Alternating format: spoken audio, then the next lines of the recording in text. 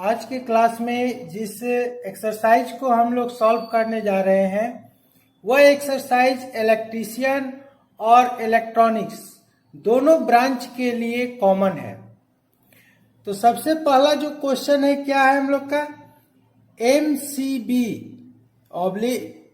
MCB bracket TPN में खंभों की संख्या डैश होती है, तो खंभों की संख्या 4 होती है। एसी को डीसी में डैश बदलता है, तो एसी को डीसी में रेक्टिफायर बदलता है।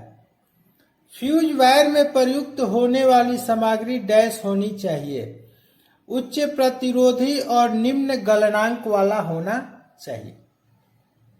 बुल्क रिले का आमतौर पर डैश की सुरक्षा के लिए प्रयोग किया जाता है, तो ट्रांसफार्मर की सुरक्षा के लिए। एमसीबी का विस्तारित रूप क्या है, मिनिएचर सर्किट ब्रेकर या मोल्डेड सर्किट ब्रेकर। निम्न में से कौन फ्यूज का प्रकार नहीं है, सिरामिक। गीजर के अंदर डैश होता है, तो गीजर के अंदर इमर्जन रड होता है। निम्न में से कौन गैर पारंपरिक ऊर्जा का स्रोत नहीं है, नाभिकीय ऊर्जा न्यूक्लियस एनर्जी।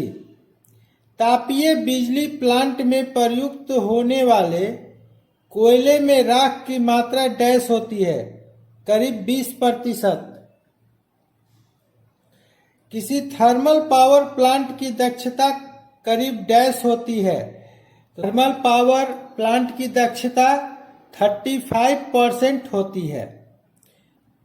निम्न में कौन सा ऊर्जा का पारंपरिक स्रोत है, हवा, पवन। फ्यूजिंग की रेटिंग हमेशा डैश में दिखाया जाता है, तो एम्पियर में। निम्न में डैश में सबसे अधिक ग्रिड स्थापित करने की क्षमता होती है, हवा में। निम्न में कौन बायोमास का रूप है, तो बायोमास का रूप है इनमें सभी। थर्मल पावर प्लांट में कूलिंग टावर का प्रयोग डैश के लिए होता है, तो घनीभूत होने वाले वाष्प के ठंडे पानी का प्रयोग कंडेंसर में होता है। गैस टरबाइन का व्यापक रूप है, डैश में प्रयुक्त होता है, डैश में प्रयोग होता है, हवाई जहाज में। पन बिजली पावर स्टेशन का डैश लाभ है, तो इसका सारा लाभ है कम संचालन लागत, प्रदूषण की समस्या से मुक्ति और ईंधन ढुलाई की समस्या नहीं होती है, अर्थात उपरोक्त सभी इसका आंसर होगा। अगला क्वेश्चन है, खोई डैश है, तो एक गन्ने के रेशे वाला भाग जो रस निकलने के बाद बच जाता है। भूतापीय ऊर्जा डैश है, उपरोक्त में से सभी, डी ऑप्शन, अर्थात ये तीनों ऑप्शन हम लोग का इसका होता है। नवीनीकरण ऊर्जा का स्रोत का डैश नुकसान है, इसमें भी उपरोक्त सभी। फोटोवोल्टिक सौर ऊर्जा रूपांतरण सिस्टम का प्रयोग करता है, सौर सेल। कौन पावर प्लांट खतरनाक वातावरणीय प्रदूषण समस्या से मुक्त है, हवा पावर प्लांट, अर्थात पवन पावर प्लांट। विद्युत पारेषण का उद्देश्य डैश होता है, तो विद्युत का पारेषण का उद्देश्य ये दोनों होता है, अर्थात ऑप्शन सी। उच्च पारेषण वोल्टेज का लाभ क्या है, इसमें भी उपरोक्त सभी होगा, क्योंकि पोषण लाइन का पावर स्थानांतरण करने की क्षमता बढ़ती है, पोषण लाइन लॉस में होती है, क्रॉस सेक्शन का क्षेत्रफल और कंडक्टर का आयतन कम होता है।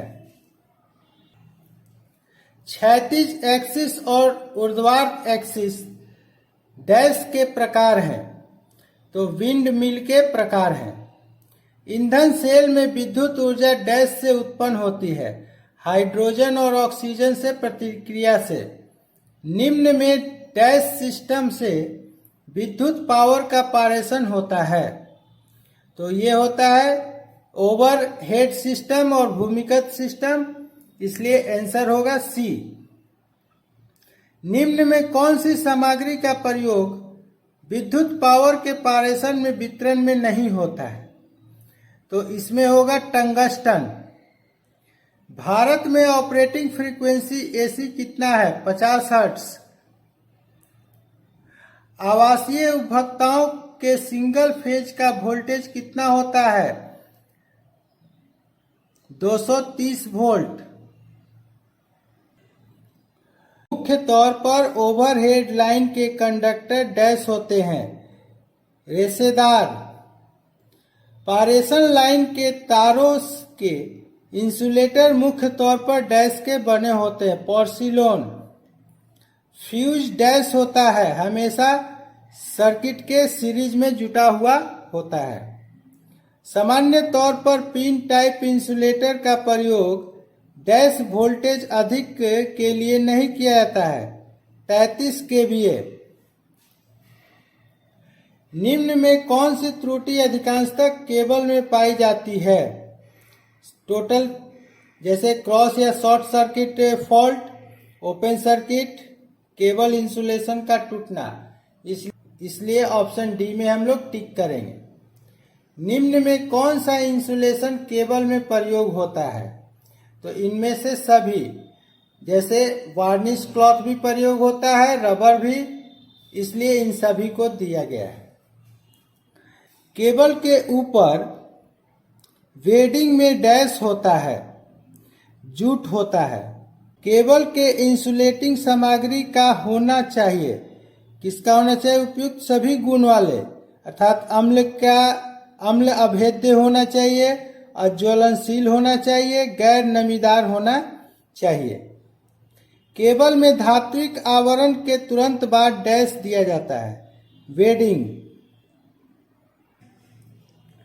कम तनाव वाले केबल का सामान्य रूप से डैश वोल्टेज तक में प्रयोग किया जाता है, 1000।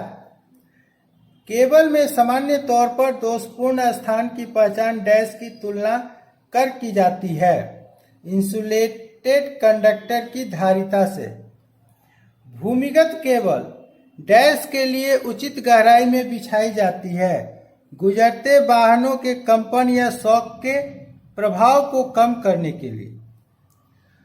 उबलते जल के रिएक्टर और जल दबाव वाले रिएक्टर क्या है?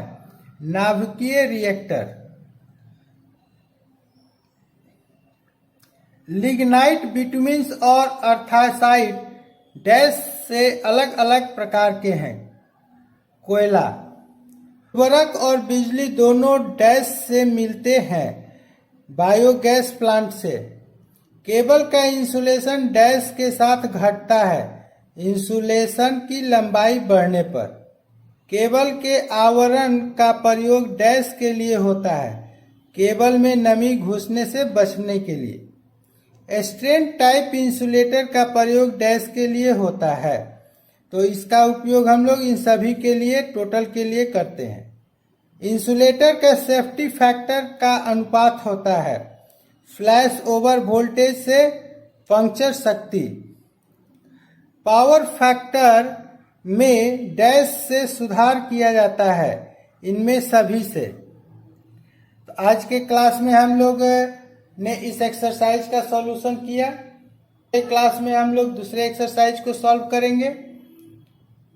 Thank you.